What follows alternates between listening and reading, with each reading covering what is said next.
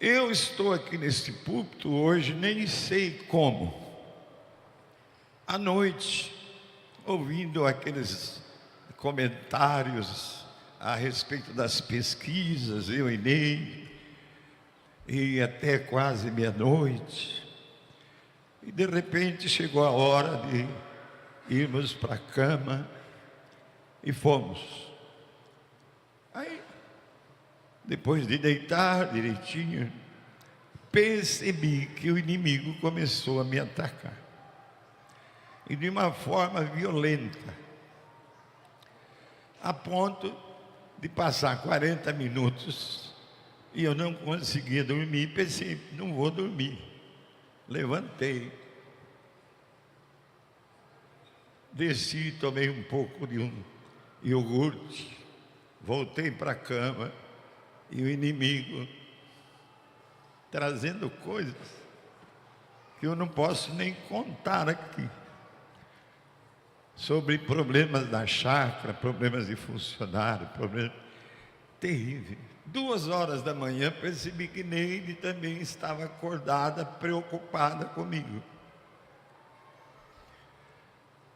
Aí eu levantei, tomei uma Bíblia que nem é a minha Bíblia, Bíblia de Estudo de Genebra, abri na ceia, li.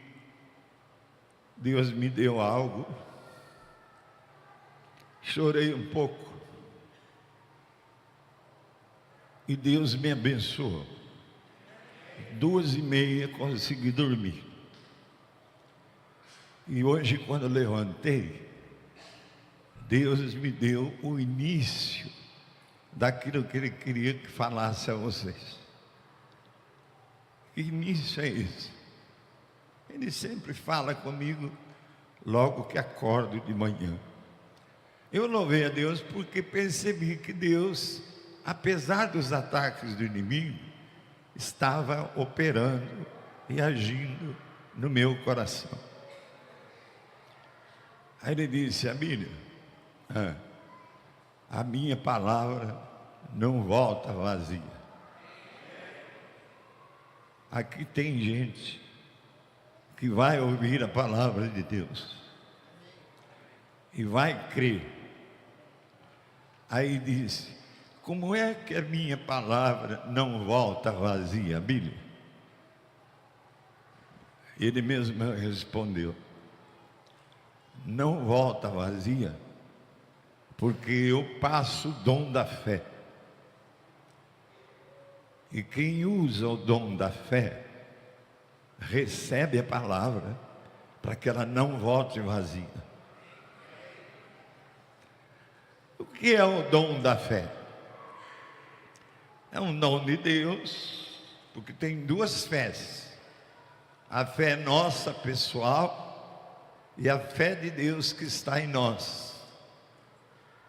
E ele diz o seguinte em Hebreus, capítulo 11: ora, a fé é a certeza de coisas que se esperam. Ora, a fé é a certeza absoluta de coisas que se esperam. A convicção de fatos que se não veem, não se vê. Pois pela fé, e aí Hebreus relaciona aqueles líderes que usaram desse dom da fé, possibilitada a eles por Deus. Aí Deus me deu um exemplo.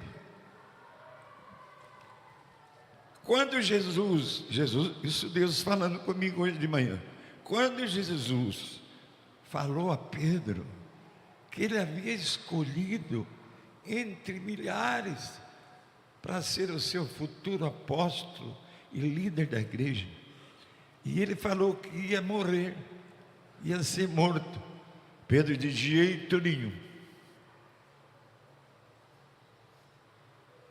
não creu.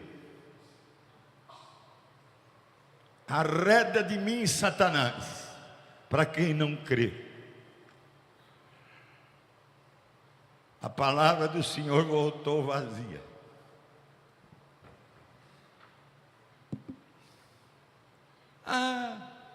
Pedro está no barco, lá no mar da Galileia, uma certa altura, e de repente, eis que Jesus vem andando sobre as águas. Pedro, faz com que eu vá andando também sobre as águas até o Senhor. Vem. Pedro creu, pisou sobre as águas e foi andando até Jesus. A palavra não voltou vazia. A palavra sobre a ceia hoje,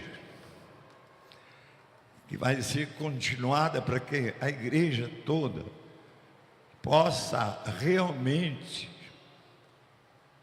compreender a importância desse culto da ceia do Senhor Jesus. Não é numa reunião, em 2 ou 3, mas é em tantas quantas Deus propuser, para que a gente fale, até que a gente possa vivenciar, cheio dessa fé que Deus nos dá, aquilo que Ele quer que seja vivenciada realmente no culto de ceia. Vocês podem perceber que eu não trouxe um sermão especial antes da ceia. Eu estou falando que Deus me deu hoje de manhã, preparando-nos para a ceia. Tanto é que está aqui do lado direito o que eu preparei ontem, que não é nenhuma dos que eu já passei a vocês. Isso aqui é completamente novinha. A ceia do Senhor, um memorial da pessoa de Cristo. A ceia do Senhor, uma recordação do Senhor Jesus, até que Ele venha novamente. O que mais nos prepara e nos consegue fazer crer que Jesus está na iminência de sua volta, é uma reunião de culto como essa, reunião de culto de ceia do Senhor, porque é um memorial do Senhor Jesus, até que Ele venha, diz o texto de Paulo, novamente. Então, irmãos, esta carta que Paulo escreveu,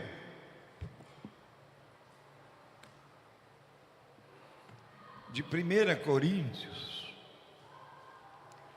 onde no capítulo 11, ele registra a ceia do Senhor. Esta carta foi escrita antes de todos os evangelhos.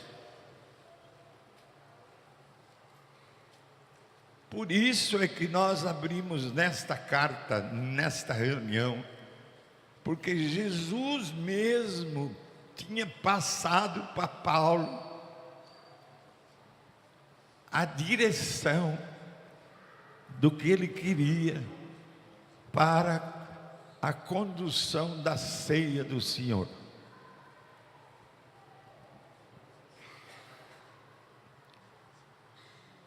Antes disso, eu tenho falado aqui, tenho até mostrado através de projeções o que é a lei.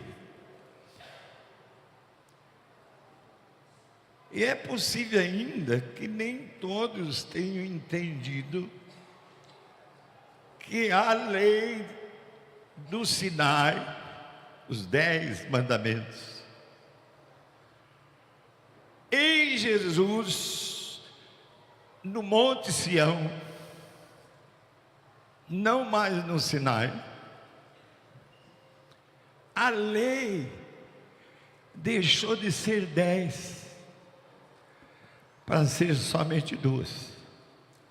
Tenho pregado, repetido. Quais são as 2 principais leis? Perguntou alguém a Jesus. E ele responde, eu nem preciso achar nessa Bíblia que não abre muito facilmente como a minha. Ele disse: a primeira e principal, importante lei é amar a Deus sobre todas as coisas, de coração, de mente. E a segunda mais importante, junto a essa primeira, é amar ao próximo como a ti mesmo. Então, o resumo sobre a lei não é mais você ser conduzido pelas 10 leis do Sinai. O resumo das 2 citadas por Jesus é você amar a Deus e você amar ao próximo. E ele diz: porque quem ama, cumpre toda a lei. Aí vem o apóstolo Paulo e confirma essa palavra de tão grande importância que Jesus deu em resposta a quem pediu. E lá em Romanos capítulo 13 e também em Gálatas capítulo 5, Paulo diz: se houver lei, como não matarás, como não cobiçarás a mulher, e foi citando. Se houver lei, como o sábado,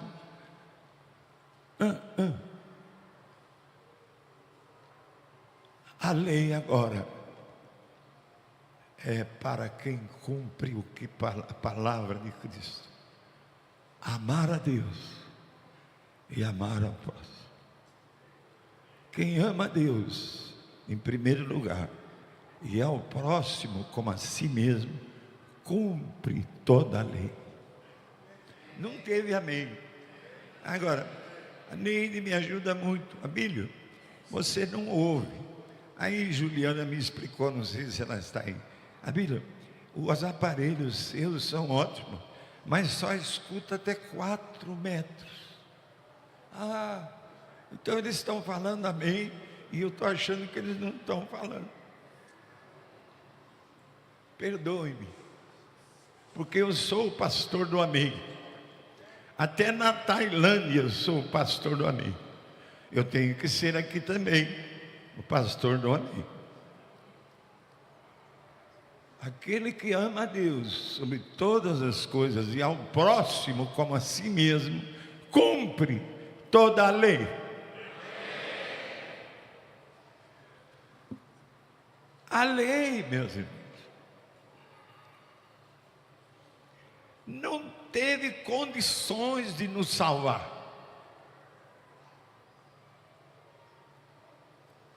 A lei foi reproduzida para ser cumprida pelo povo da época no tabernáculo de Moisés. Os sacerdotes se reuniam e o sacerdote principal, uma vez por ano, entrava no Santo dos Santos, onde estava a presença de Deus, na Arca da Aliança, para buscar o perdão do seu próprio pecado e o perdão dos pecados de todo o povo. Não conseguia, a ponto de ele ter que repetir de novo no próximo ano a entrada no Santo dos Santos, porque a lei não conseguia nos perdoar e nos salvar. Foi então que veio o sacerdote único e perfeito. E agora eu vou ouvir o amém de todos. Quem é esse sacerdote único e perfeito que não precisa entrar uma vez por ano no Santo dos Santos, que só uma vez na cruz entrou e nos perdoou de todos os pecados e ficamos livres de toda a culpa e nos salvou aqueles que nele creram? Entendam isso, parem de julgar o irmão porque não cumpriu tal lei. Esse irmão não devia estar aqui na igreja porque ele desobedeceu tal coisa. Para com isso. Todos aqui na cruz do Calvário, se creem, foram perdoados os seus pecados, estão livres dos seus pecados, porque o sacerdote perfeito, único, Jesus, está aqui hoje presente. Onde estiverem 2 ou 3 reunidos no meu nome, tratando de um assunto como esse, a ceia do Senhor, eu estou no meio deles.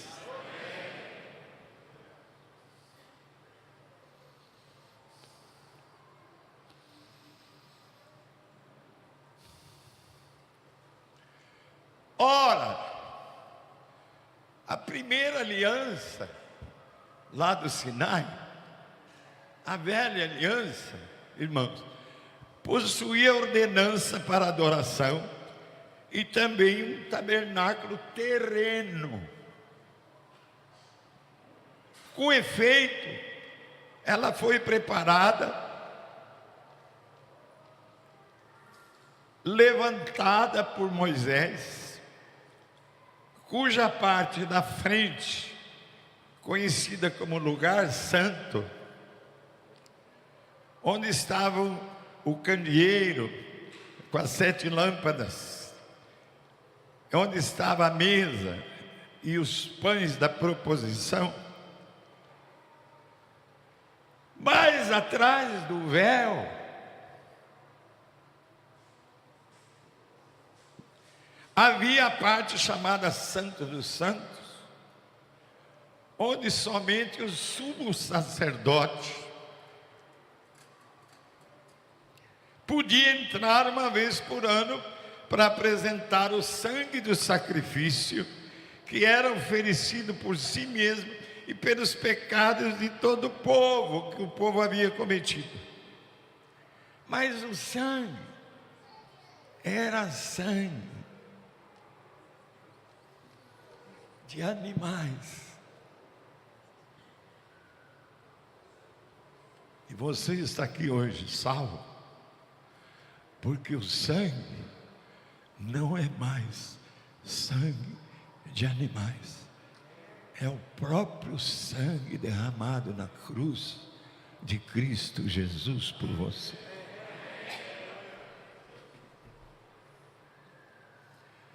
Mas você está falando da ceia?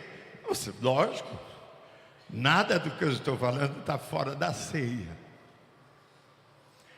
A pregação se faz usando palavras, a ceia se faz mudando e transformando, aplicando essas palavras à realidade viva e vista. Ela tem pão, ela tem corpo, ela tem sangue, ela tem cálice, ela tem distribuição, ela tem participação real na palavra. Por isso, num dia de eleições tão importante como esse salão está cheio, porque em primeiro lugar, antes da eleição, está a ceia do Senhor Jesus.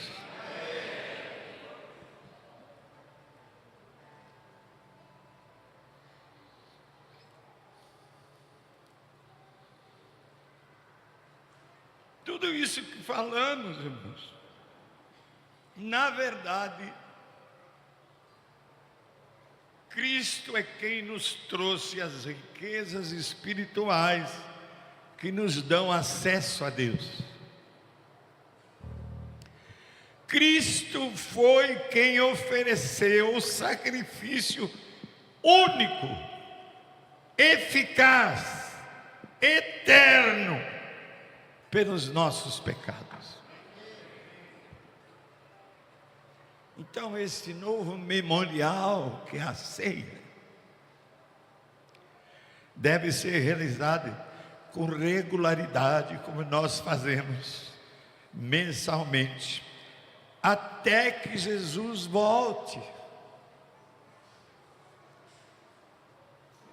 em glória. E ele fala: eu digo-vos que desta hora em diante não beberei desse fruto que é o vinho, esse fruto da videira, até aquele dia em que hei de beber novo convosco no reino de Deus. Ele vai voltar, vai nos arrebatar e vai tomar conosco esse cálice com o sangue da nova aliança. tvcmc.com.br é o nosso canal para compartilhar o Evangelho do Reino de Deus e o senhorio de Jesus Cristo.